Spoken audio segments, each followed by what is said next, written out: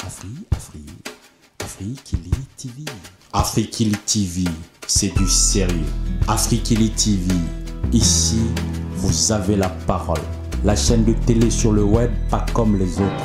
Batata, Bama Bandeko, mesdames et messieurs, il n'est pas ministre ni député. C'est un politique qui parle simple et basique, comme dirait Claude Ernest Ndala. Un fervent défenseur du Parti congolais du travail, Fédération de France. Il aime rappeler qu'il est juriste de formation. Ses camarades louent son dynamisme, son éloquence, sa roublardise. Et le surnomment grande gueule. Ses détracteurs l'appellent Godillot et dénoncent son côté flambeur et surtout son goût de la provocation. Qui dit vrai? Juste Prudence Soko est mon invité. Juste Prudence Soko, bonjour. Bonjour, monsieur. Alors, vous êtes le porte-parole du Parti congolais du travail ici en France, d'où vos camarades vous appellent la bouche autorisée. Donc, nous allions effectivement passer cette interview avec vous par rapport à l'actualité congolaise, à l'actualité plutôt congolaise, et puis à ce qui se passe un peu au niveau de Paris ici. Alors, monsieur Juste Prudence Soko, la polémique qui a eu lieu autour du livre Le génocide des Lari au Congo de Dominique Nkunku, avocat au barreau de Paris, et qui a été publié en septembre dernier aux éditions L'Harmattan à Paris, ne laisse pas indifférent. Quelle est votre contribution à ce débat qui est très intéressant? Merci beaucoup pour la question, monsieur Keto. Qu'il me plaise de vous dire que je n'ai pas de contribution individuelle. Vous venez de le signaler tout à l'heure, que j'étais membre actif du Parti congolais du travail.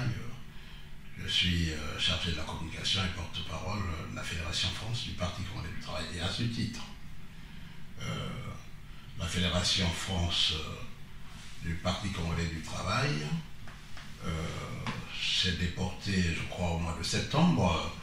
Nous nous sommes rendus à Genève, où nous avons été participer à un débat qui était organisé dans ce sens par les activistes de l'opposition congolaise, ceux qui ont pensé que dans le pôle il y avait eu génocide.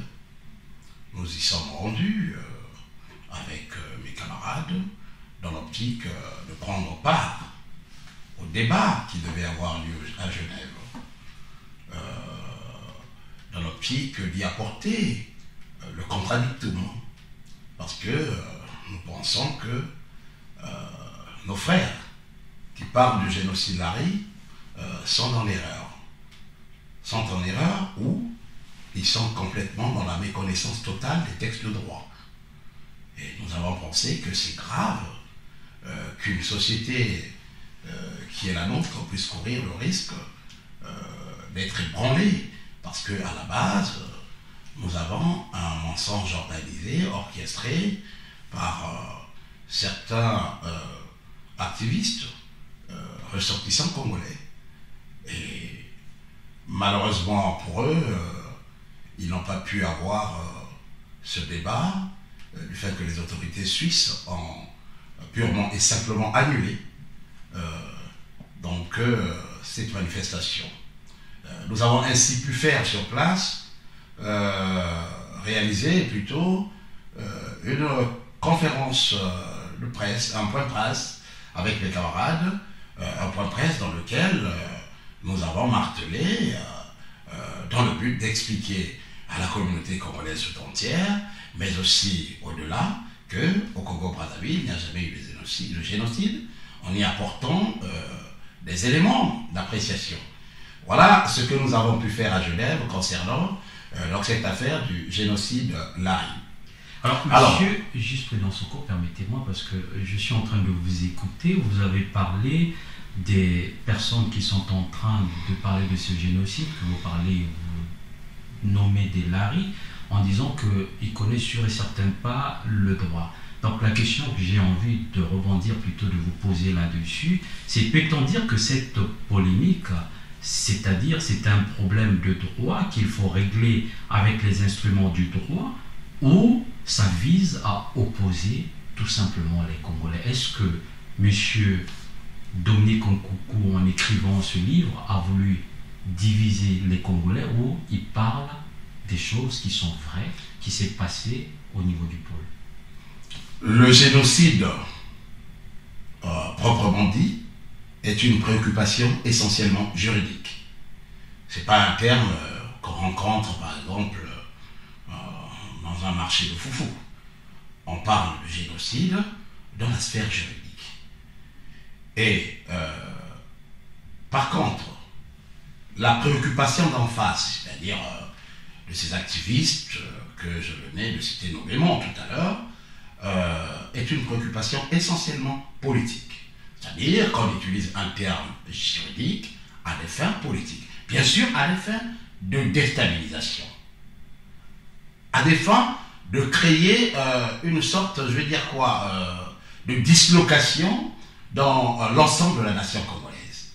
Voilà pourquoi je pense que certains illuminés qui ont eu à user de ce terme dans ce sens devaient voir en face des éclaireurs, des gens capables d'apporter des explications que ce soit dans le sens du droit ou dans un autre sens pour éclairer en fait la communauté. Et d'ailleurs, dans ce sens, je voudrais saluer le passage à Paris de M. Asie Dominique de Marseille qui a pu organiser une conférence avec les siens. Je vais parler de la communauté congolaise dans son ensemble, du nord au sud, pour apporter des explications sur le fait que l'exploitation du terme génocide ne cadrait pas avec la réalité dans le pôle. Permettez-moi, à propos de M.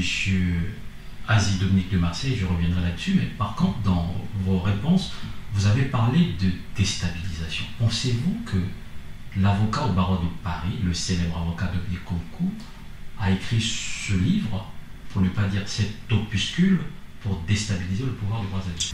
En tout cas, le célèbre avocat, l'ex-célèbre avocat en agitation politique, Dominique Nkoukou, a rédigé cet opuscule dans l'optique de déstabiliser et d'ébranler la société congolaise. Car je voudrais rentrer dans la profondeur de mon argumentation, sinon de mon argumentaire. Vous savez, le terme génocide n'est pas un terme qu'on utilise comme du papier hygiénique, toilette. Le terme génocide est un terme approprié à des cas graves. Des cas graves où des crimes graves sont perpétrés.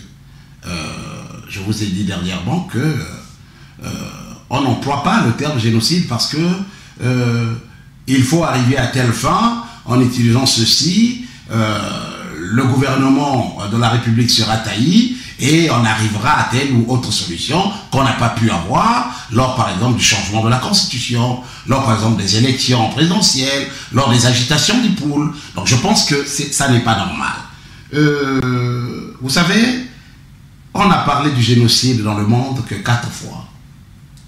Dernièrement, je vous l'ai dit, il y a la Bosnie, il y a en Allemagne, il y a au Rwanda, et il y a un autre pays où on a dû évoquer des cas de génocide. Là, il y avait génocide. Le génocide rwandais est une réalité. C'est pas une exploitation dans un film de fiction.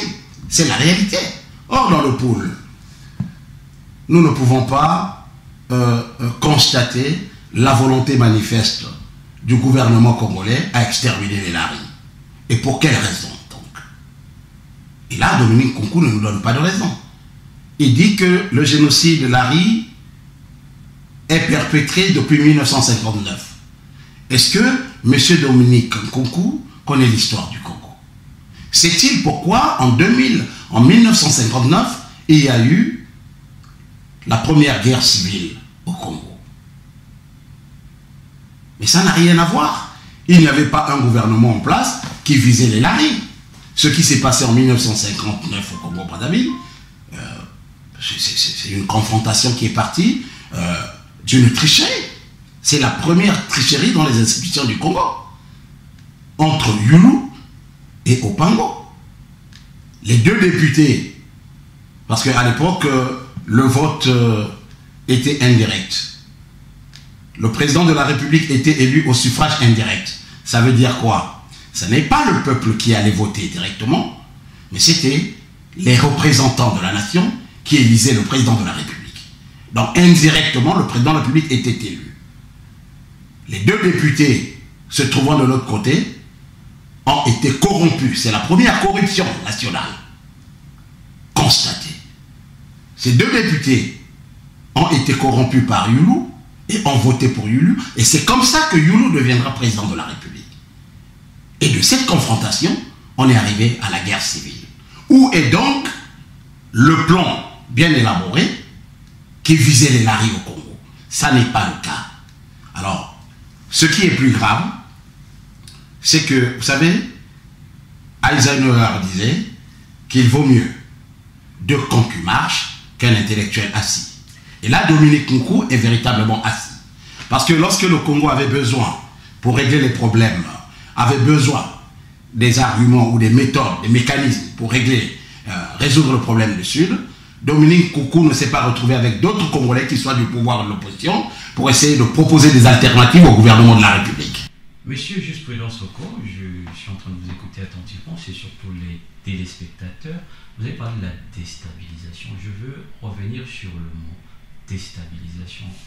Vous avez dit que c'est pour déstabiliser le peuple.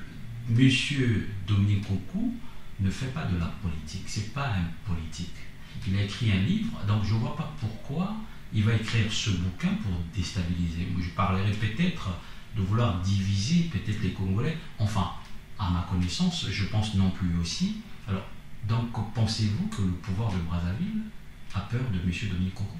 Ça n'est pas une question de peur. Simplement, je réfléchis et selon ma logique, je pense que lorsque la proposition sur le changement de la Constitution a été faite, nous avons vu certains activistes s'y opposer. Ils n'ont pas eu gain de cause. Je suis dans une démarche. Par la suite, les élections présidentielles vont se faire, puisque la Constitution avait été changée. Il y en a qui ont rejeté la victoire du président de la République actuelle, qui n'ont pas reconnu cette victoire. Et là aussi, malgré cette course frénétique de l'opposition, quitte à venir à l'international salir et la gouvernance et le pouvoir en place, il n'y a pas eu gain de cause. Maintenant, sur la gestion de l'affaire du pôle, l'affaire proprement dite du pôle, M. Ntoumi, par les efforts du gouvernement de la République, signe un protocole d'accord avec le gouvernement de la République.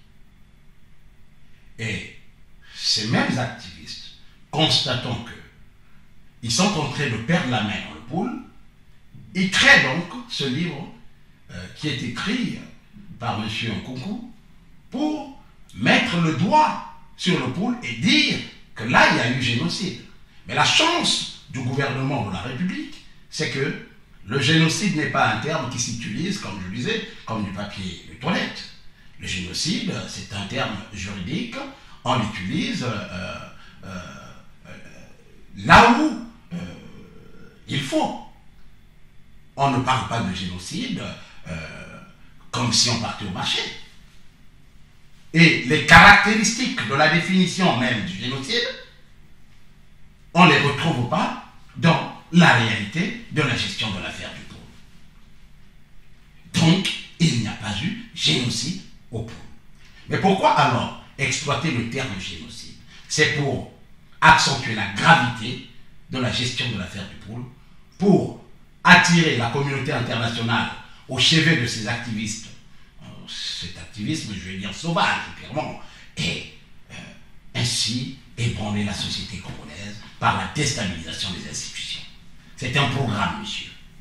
Alors, monsieur Juste-Prudence Oko, nous allions poser une dernière question concernant le livre Le génocide des Laris, et nous allions parler du passage du célèbre journaliste Asie Dominique de Marseille, d'ailleurs que vous avez participé à ce point de presse. Le jeudi 29 novembre 2018, le livre Le génocide des Laris au Congo a fait l'objet d'un débat sous l'égide du club France Libre Propos. Asie Dominique de Marseille, venu de Brazzaville, donne son point de vue en reprochant à Dominique Nkunku d'affirmer selon laquelle les Laris au Congo ne meurent que de génocide. Dominique Nkunku feint d'ignorer que le paludisme et autres maladies cardiovasculaires font des ravages dans ce pays, a dit Asie Dominique de Marseille. Vous étiez là également. Que pensez-vous de l'argument de ce dernier? C'est un argument de taille. Je pense que M. Asie Dominique de Marseille a été à la hauteur de cette manifestation à laquelle j'ai pris part personnellement.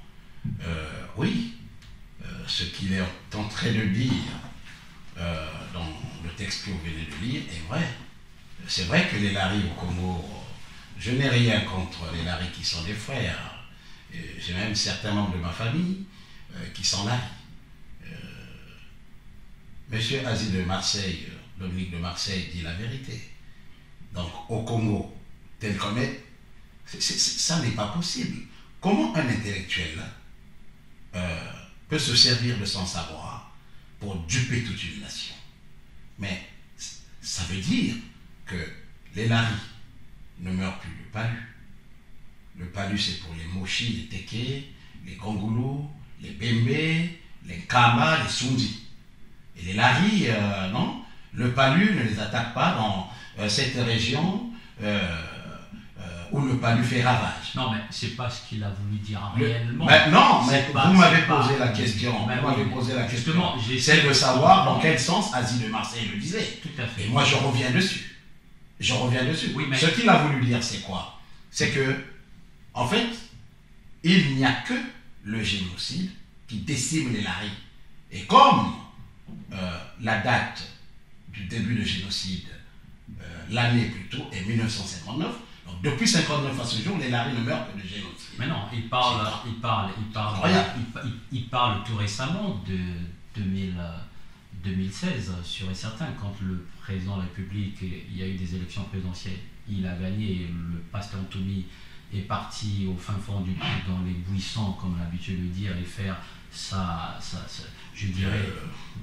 Je suis désolé. Mais disons les choses, Dominique Oko, quand il parle en disant les Laris meurent que de génocide, il a voulu tout simplement dire que pendant cette période, il y a eu beaucoup plus de morts concernant la guerre du Poule. Moi, je ne parle pas de génocide, il faut que ça soit clair là-dessus, que le paludisme et d'autres maladies. Sinon, il est très bien placé pour savoir que au Congo, le palu, le sida et j'en passe. Vous savez, un texte peut être traduit de... Laris, Mouchi et j'en passe. Un texte peut être traduit de différentes manières. Je suis politique. Et je vous assure que ce n'est pas moi qui le dis. C'est M. Nkunku qui circonscrit le génocide de 1959 à ce jour. Il faut lire son livre. Vous serez mieux informé sur le livre. Voilà. Bien entendu, si vous l'avez lu, il circonscrit le génocide au Congo-Brazzaville, le génocide des Laris, de 1959 à ce jour. Oui, mais c'est que le problème, ne faites pas de la politique avec le livre de Dominique Nkunku. Il a écrit un livre, et je dis, c'est pas un politique.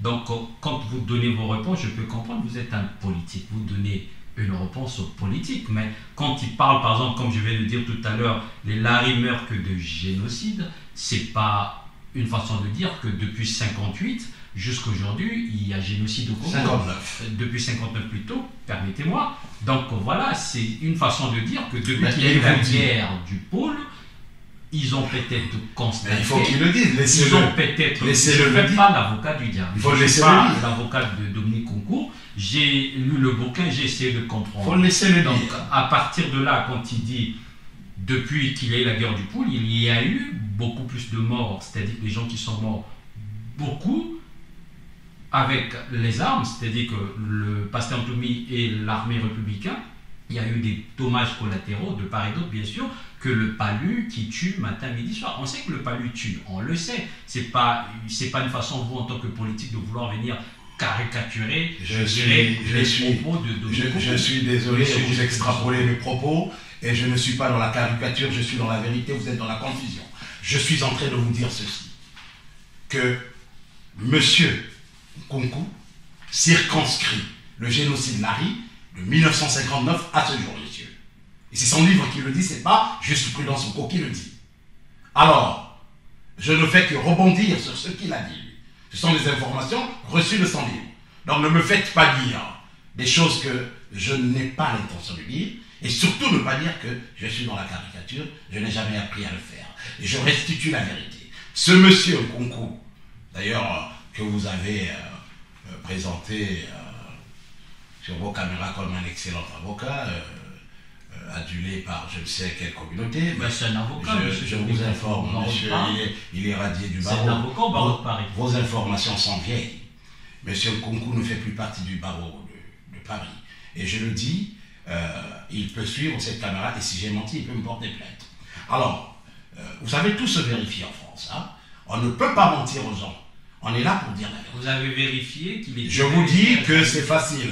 Est-ce que vous voulez savoir vérifié que monsieur vous voulez été radié au barreau de Paris? Je vous dis, monsieur, vous voulez savoir si... Connaissez-vous la cause? Excusez-moi, je ne suis pas là pour faire le procès de voilà, d'où est-ce que vous emmenez cette interview? Justement, vous ne pouvez pas dire... Mais non, ne vous engouffrez pas surtout. Je suis en train de vous dire que monsieur Nkunku ne fait plus partie du barreau de Paris.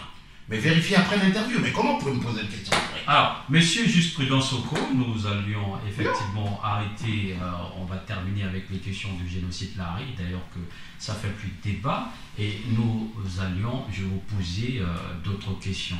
Alors, monsieur Juste Prudence Oko, le 28 novembre 1958, 28 novembre 2018, déjà 60 ans que la République du Congo existe. 1958, vous venez tout à l'heure de faire une petite histoire.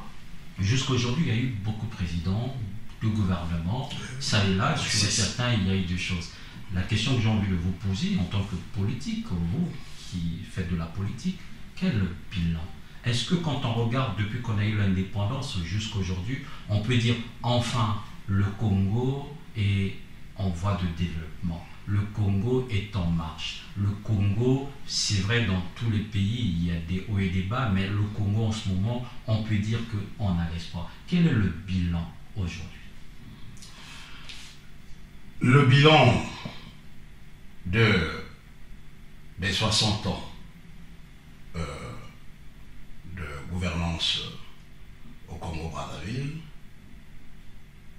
est un bilan que je puisse dire mitigé. Historiquement parlant. Vous venez de le signifier tout à l'heure. S'il faut parler de ce bilan, en fait, on ne peut pas parler de ce bilan en dehors de la contexture du bilan africain. Et si vous voulez, on peut parler même de la sous-région. En tout cas, je pense qu'il y a des choses qui ont été faites, il y a des choses qu'on a essayé de faire. Il y a eu des initiatives, il y a eu des ratés aussi. Mais je pense que beaucoup reste à faire. Dans la contexture africaine, beaucoup reste à faire. Nous avons encore des problématiques de santé. On a encore des problématiques dans notre région de scolarité. On a des problématiques de formation. On a des problématiques économiques, des problématiques de gouvernance, d'une façon générale. Toutes ces problématiques-là, en fait, si je faisais un bilan, je dirais beaucoup est à revoir, beaucoup est à faire. Et même la façon dont les gouvernements africains ou le gouvernement congolais abordent d'autres questions concernant un autre pays, ou bien pour ces gouvernements concernant l'Afrique, vis-à-vis des partenariats qu'on a, que ce soit avec la France ou la Chine, je pense qu'il y a des choses à revoir. Parce qu'on aura tendance à donner la faute systématiquement à nos gouvernants, mais lorsqu'on regarde en profondeur, il y a des problèmes qui dépendent aussi de ces partenariats que nous scellons partout et des accords que nous avons avec certains partenaires. Donc je pense que c'est ma façon à moi, c'est mon approche à moi sur cette préoccupation que de revoir l'essentiel. Il faut revoir l'essentiel. Alors, Monsieur le Vice-président Soko, enfin, si on peut le dire, enfin, un train en gare de Brazzaville. Enfin, disons-le. Enfin, un train en gare de Brazzaville. Une première depuis 2 ans. En effet, le mercredi 28 novembre, date marquant le 60e anniversaire de la proclamation de la République du Congo, a été mise à profit pour lancer le premier train marchandises entre Pointe-Noire et Brazzaville. Une bonne nouvelle. Quel est votre point de vue sur ce sujet et à quand les trains passagers? Le retour de l'activité des cheminots est un réel plaisir pour moi, personnellement. Personnellement, cette information est une très bonne information. Je la reçois avec beaucoup d'émotion parce que je suis congolais. Vous savez, pour les problèmes de cohésion nationale, la rupture qui pouvait être localisée dans le pôle où le train ne pouvait plus circuler, a fait que notre économie soit aussi de plus en plus impactée. Alors je pense qu'avec le retour d'abord du train des marchandises, comme vous venez de le dire, et puis ça sera le train transportant des personnes, je pense que va redonner un peu du dynamisme de notre économie, un réel espoir. Et donc je voudrais dire bravo au gouvernement de la République et au président de la République. Oui, bravo au gouvernement de la République, bravo au président de la République, à juste titre, vous avez peut-être raison, mais disons-le parce que dans cette émission, on le fait aussi en Lingala, c'est vrai, il y a eu presque 1 milliard qui a été dépensé pour mettre ce train en ligne, pour ne pas dire que ça puisse circuler. Mais, tant on bâtit le train à Monanzela, et ça y est réellement. On a vu les images. Mbalelbosso et Bandi, Mbalelbosso va problème et Bandi. On a l'impression qu'il y a une forme de désorganisation, une forme de... Voilà, on ne comprend plus là où on va avec le pays. Avec tout ce qu'on a pu dépenser, c'est vrai, ça réjouit presque tout le monde, vous venez de le dire, on a besoin de ce train, et ça va booster un peu l'économie également, mais ma problème est Bandi déjà, c'est juste train autobabang ici, mais Bandi est là, finalement. Vous parlez de la désorganisation, c'est de votre responsabilité. Mais il faut savoir que... Train Yango, non le Manalingala. Est-ce que la zone est Yango? Tout à fait. Nazalaki na kati ya nzela na ngai pour na pesa yo Yango. Parce que ndeko on a comprendre tout na yo. Donc ngai na loba na yo boye. Ezali kaka problème il y a des organisations, il y a gouvernance, on devrait kozala na ba responsabilité par rapport à des raillements oyo yo uti koloba te. Oyebi nga nafandaka na Poto, nafandaka na France bientôt 30 ans. Bientôt 30 ans en France. Mais na mboka oyo suivi elingi koloba eloko. Oyo protection ya ba bien na ba personne elingi koloba eloko. Namonaka ba déraillement. Namonaka pe ba train et tout anaka. Namonaka pe ba train et tout akamituka. Namonaka pe mai et dindi civil. Elingi koloba te que bato oyo bazali na mikumba to ba responsabilité ya mboka oyo France bazali ba incompétent. Oyebi nzela ya machine na mboka na biso batongi yango depuis kala utakala. Tango oyo mindele bazalaka ina kopesa même information que nzela machine wana ezalaka pona Congo te. Ezalaka nzela ya machine o batongaki oyo ebandaki kosalela AEF, Afrique équatoriale française. Donc nzela wana ezalaki pe ya ba centrafricain, ezalaki pe ya ba gabonais, ezalaki pe ya ba tchadien, ezalaki ya bato mingi bakufeli na nzela wana.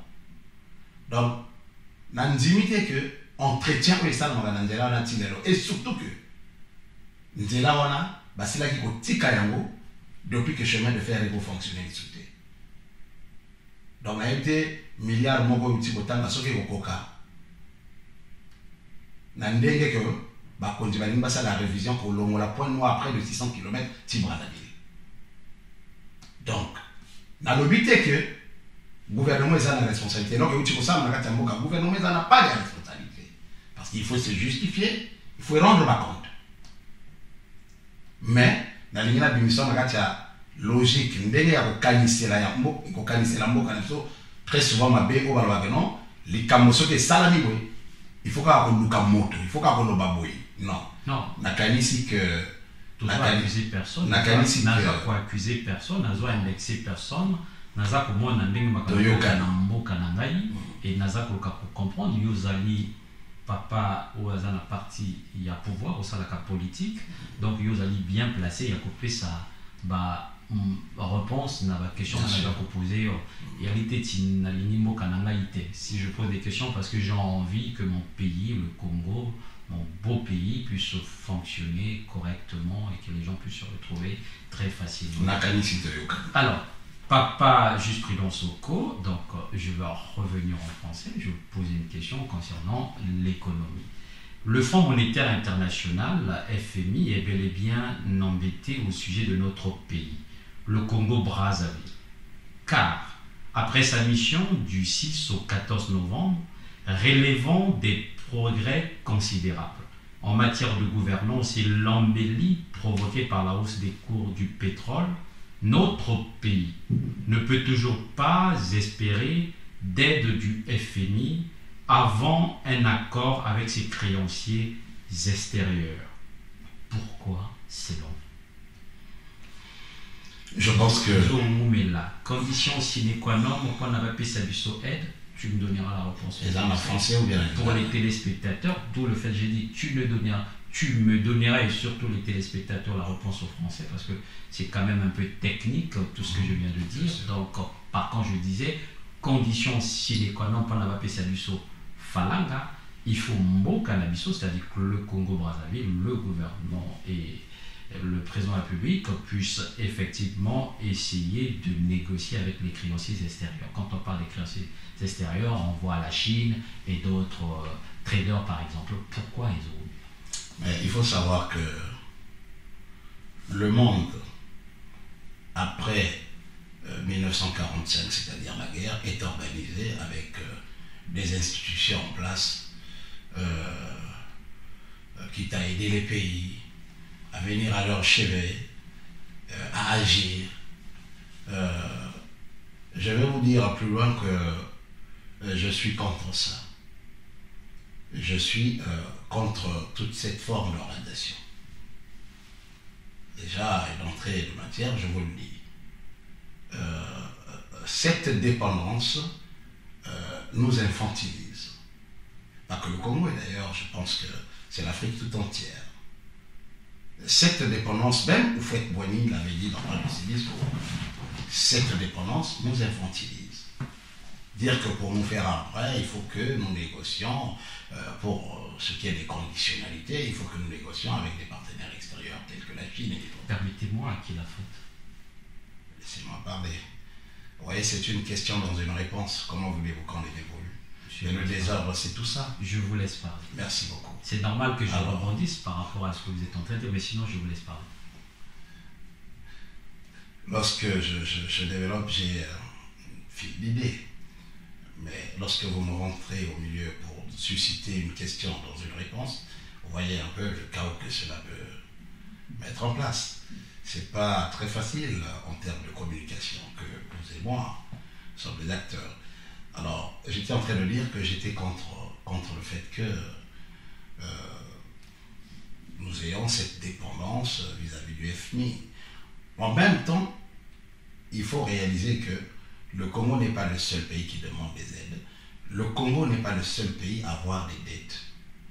Ouais. Même là où nous sommes, vous et moi, la France est un pays très endetté. Très endetté. Alors, s'agissant de la relation qu'on peut avoir avec le FMI, je disais tout à l'heure que je n'étais pas d'accord. Parce que je pensais que ces institutions ont été créées pour infantiliser les pays où on vient piocher la richesse. Le diamant, l'or, le cuivre, le bois, le zinc, le manganèse, ainsi de suite. C'est une façon de nous tenir en laisse. Voilà pourquoi dans une autre de vos questions, j'avais dit qu'il fallait renégocier certains contrats. Il fallait reconcevoir et les partenariats et autre chose. Donc, je pense que le Congo arrivera. Là, déjà, je pense que du côté de la Chine, j'ai vu que les choses sont en train de se faire. Nous avons un bon résultat par rapport à l'approche que le président de la République et le gouvernement de la République ont eu vis-à-vis de la Chine. Il y a des bonnes réponses, on attend. Et je pense que nous allons pouvoir sortir de cette situation dans laquelle est plongé le pays. Vous avez des informations au niveau de la Chine? Est-ce que vous êtes au courant que apparemment la Chine aurait donné son feu vert pour que les choses puissent aller et que le Congo va au jour d'aujourd'hui, puisqu'avec la Chine on est au moins à 35% de dette, si on peut dire ça comme ça, il restera 30%, c'est des traders et tous les autres, et qu'au niveau de la Chine, il me semblerait que ça a été négocié, en tout cas j'ai pas l'information, donc c'est... Oui, je pense que... il resterait peut-être au niveau des traders. Est-ce que avez-vous cette information? De mes nombreuses lectures, cette information est réelle. Elle est réelle. Je la confirme, oui. Alors, on va parler de notre pays, le Congo-Brazzaville, et que le président de la République, comme vous le saviez, monsieur le président de la République, j'allais dire Denis Sassou Nguesso, va s'adresser devant le Parlement réuni en congrès, c'est-à-dire les deux chambres, l'Assemblée et le Sénat, au mois de décembre.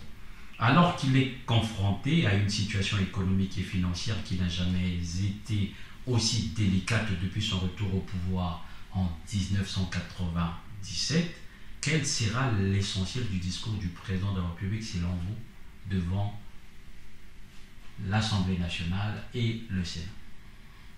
Je ne peux pas faire un tour de magie là-dessus, mais j'ai confiance aux techniciens qui sont autour de lui. Et je pense qu'il aura bon conseil pour faire un discours excellent, comme il a l'habitude de le faire, devant les deux chambres réunies.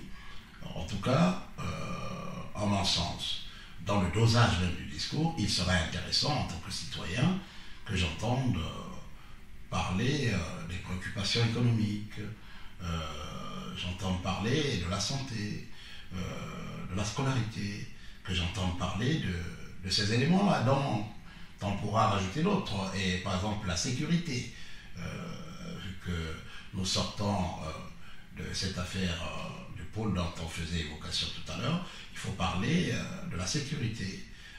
Je pense que ces éléments retrouvés dans un discours, ça fait du bien aux oreilles, le Congolais que je suis.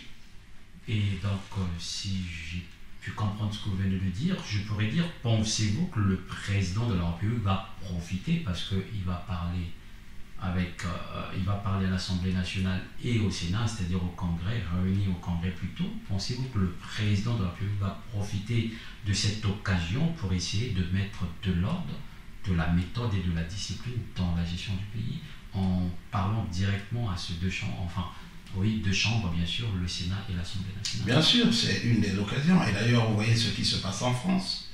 La société française a été branlée. Vous voyez un peu, déjà, pour que vous arriviez jusqu'ici à moi, à Paris, vous avez eu des difficultés de transport par rapport à toute cette agitation orchestrée par les gens qui ne parlent que de pouvoir d'achat, l'absence de pouvoir d'achat. Et pourtant, il y a des propositions en France qui ont été faites par le gouvernement français, mais cela n'a pas été entendu. Ces activistes sont sourds d'oreille et continuent à se battre pour les problématiques de pouvoir d'achat. Ça, c'est leur préoccupation. Vous voyez, mais au Congo-Brazzaville, nous avons d'autres problèmes. Oui, le président de la République peut saisir cette opportunité qui est unique. Celle qui lui permet d'être en face des deux chambres parlementaires réunies, en réunion, pour passer un message d'unification, un message d'espoir. Et donc je pense que c'est une occasion unique, annuellement parlant. Monsieur le juge-président Soko, aucune information n'a filtré sur la teneur de votre rencontre avec le président de la République. tout récemment, il était à Paris pour la célébration du 100e anniversaire de la Deuxième Guerre mondiale. Et dans la foulée, le président de la République a profité effectivement de recevoir les membres du Parti Congolais du Travail suite à votre demande, hein, il faut le dire. Vous avez été reçu par le président de la République d'ailleurs, et j'ai envie de savoir qu'est-ce que le président vous a dit.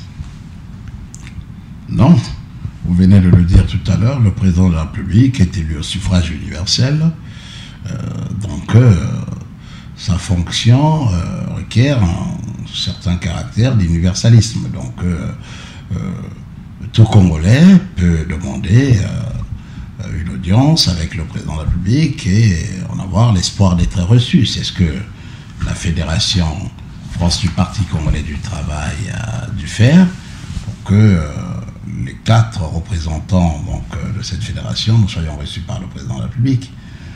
Non, nous avons été au contact d'un homme serein, un homme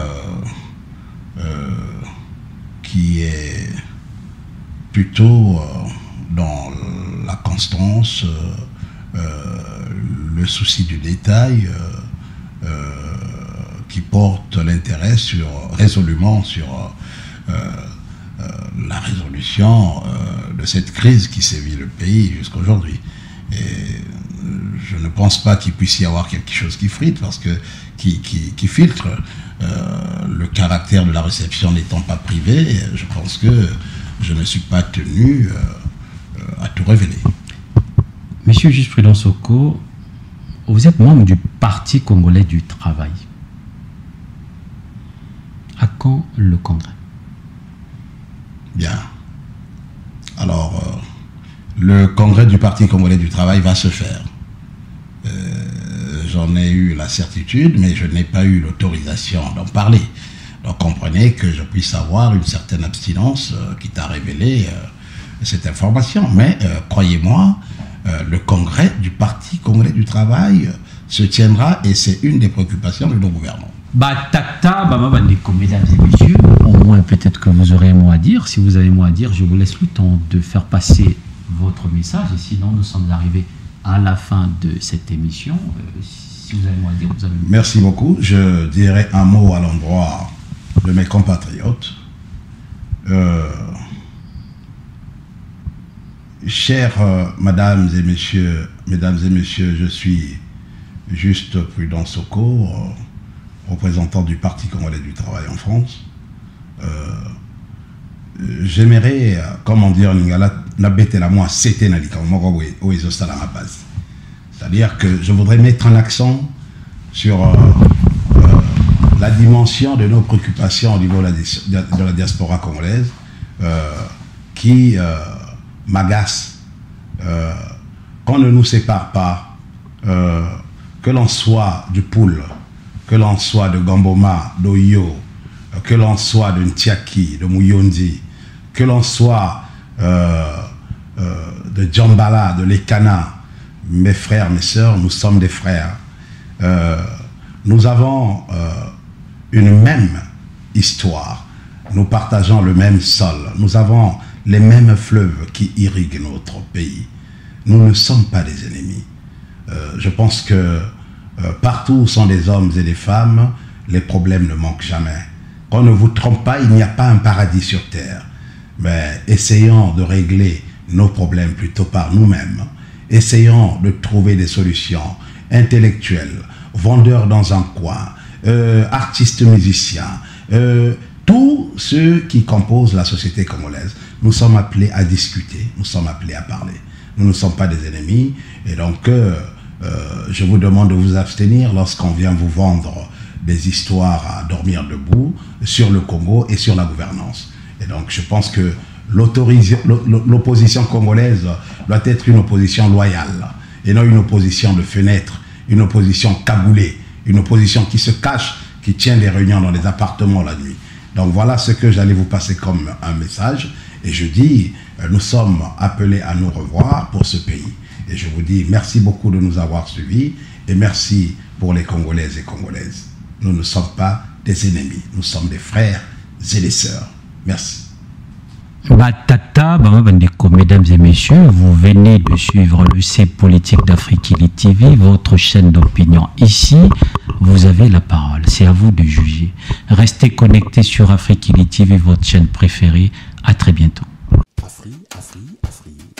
Afriquili TV. Afriquili TV, c'est du sérieux. Afriquili TV, ici, vous avez la parole. La chaîne de télé sur le web, pas comme les autres. Votre chaîne d'opinion.